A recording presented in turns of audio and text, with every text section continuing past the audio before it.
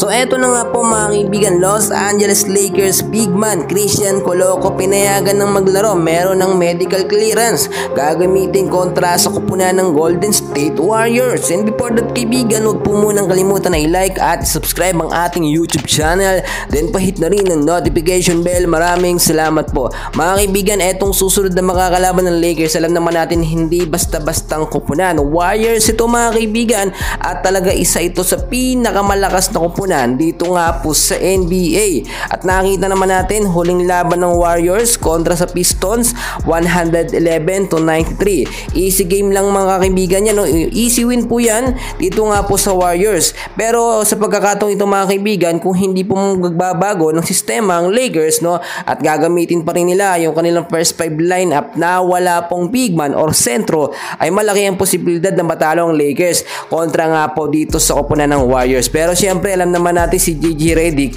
nakapag-experiment na yan ng kanyang mga lineup. Natatalo po ang Lakers mga kaibigan kapag puro rookie, no, or puro baguhan ang nasa lineup ng games, or kapag pinaghalo yung rookie at yung mga veterano at mga star player po ng Lakers. Sa pagkakataong ito, wala pa masyadong ginagamit din na big man itong mga huling laban ng Lakers. Ang nagagamit lang mga kaibigan madalas, no, bihira din ang minuto na naibibigay.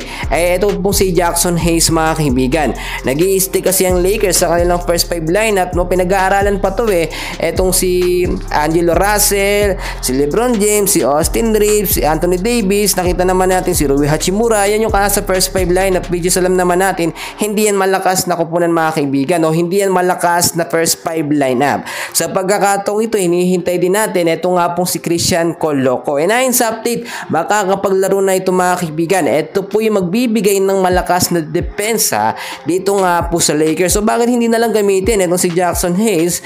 Meron namang Jackson mga kaibigan. So ang tinitignan natin dito mga kaibigan, kaya mas gusto ng Lakers na head coach na si JJ Redick na gamitin etong si Christian Coloco. Meron na siyang chemistry dito nga po sa mga star player nga po ng Lakers. Eto naman po si Kyler Kelly mga kaibigan. Huwag muna tayong umasa na ito yung magagamit at makakapaglaro, no? Kahit 7-footer yung height ni Kyler Kelly, hindi ito ganong kasanay sa intense and crucial game. Huwag natin ikumpara kay Bronny James mga kaibigan. Ang lakas ng tatay niya, no? LeBron James yan, siyempre palakasan system, nangyayari din yan mga kaibigan dito nga po sa NBA.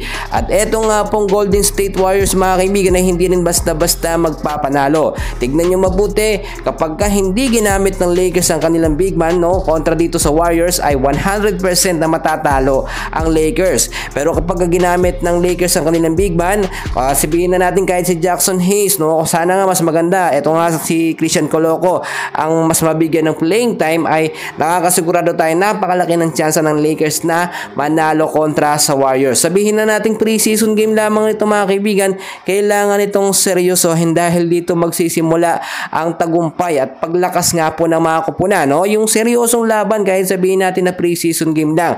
So ang tanong, makakapaglaro ba yung mga rookie tulad na lamang ni LeBron James mga kaibigan? Well, ay sa update makakapaglaro sila pero with a very limited time, no? Doon sa opening ng preseason game, doon talaga sila nabigyan ng mahabang playing time at oras. Pero as time goes by or habang umaandar po ang preseason game, nagsisimula ang laban, hindi sila masyadong nagagamit na dahil nakita na nga po potential nila at kanilang mga laruan. So yun lamang ating update, and please huwag kalimutan na i-like at subscribe ang ating YouTube channel. Maraming salamat po.